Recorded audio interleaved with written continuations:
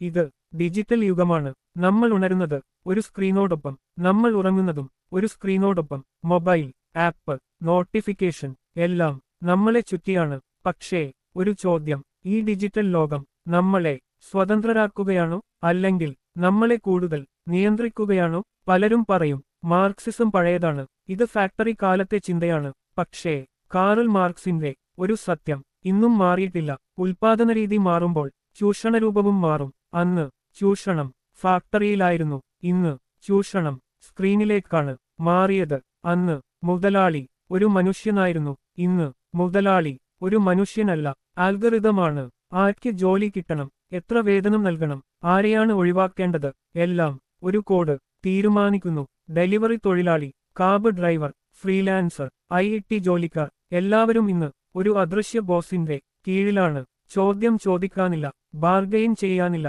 Union ഇല്ല.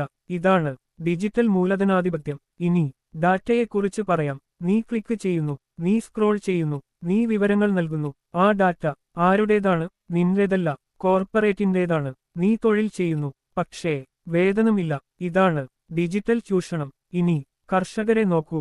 പറയുന്ന വാക്കുകൾ വളരെ സുന്ദരമാണ്. സ്മാർട്ട് ഫാർമിംഗ്, ഡിജിറ്റൽ കാർഷികം, മാർക്കറ്റ് ഫ്രീഡം. പക്ഷേ യാഥാർത്ഥ്യം, ഭൂമി കർഷകന്റേതാണ്, വിള കർഷകന്റേതാണ്. പക്ഷേ വില നിശ്ചയിക്കുന്നത് ആപ്പാണ്, ഡാറ്റ കോർപ്പറേറ്റിന്, റിസ്ക് കർഷകന്. ഇത് പുരോഗതിയല്ല, ഇത് നിയന്ത്രണമാണ്. ഇവിടെ ഏറ്റവും അപകടകരമായ ഒരു കാര്യമുണ്ട്, വ്യാജബോധം. നീ ഫ്രീയാണെന്ന് പറയും, നീ ബോസാണെന്ന് പറയും, നീ സംരംഭകനാണെന്ന് പറയും. പക്ഷേ സുരക്ഷ ഇല്ല, സ്ഥിരം വരുമാനം ഇല്ല, അവകാശം ഇല്ല. സിസ്റ്റം സൃഷ്ടിക്കുന്ന പ്രശ്നങ്ങൾ നിന്റെ തെറ്റാക്കി മാറ്റുന്നു. ഇതാണ് ഫോൾസ് കോൺഷ്യസ്നസ്.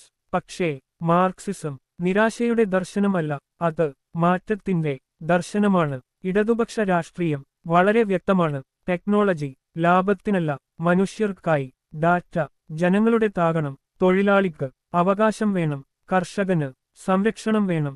സഖാക്കളെ ചൂഷണം ഫാക്ടറിയിൽ നിന്ന് സ്ക്രീനിലേക്കാണ് മാറിയത്. അതിനെ തിരിച്ചറിയാൻ ഇന്നും മാർക്സിയൻ ദർശനം അനിവാര്യമാണ്. ഡിജിറ്റൽ യുഗത്തിൽ മനുഷ്യന്റെ മോചനത്തിന് വഴികാട്ടി CPIM ഉയർത്തുന്ന ആശയം തന്നെയാണ്. ലാൽ സലാം.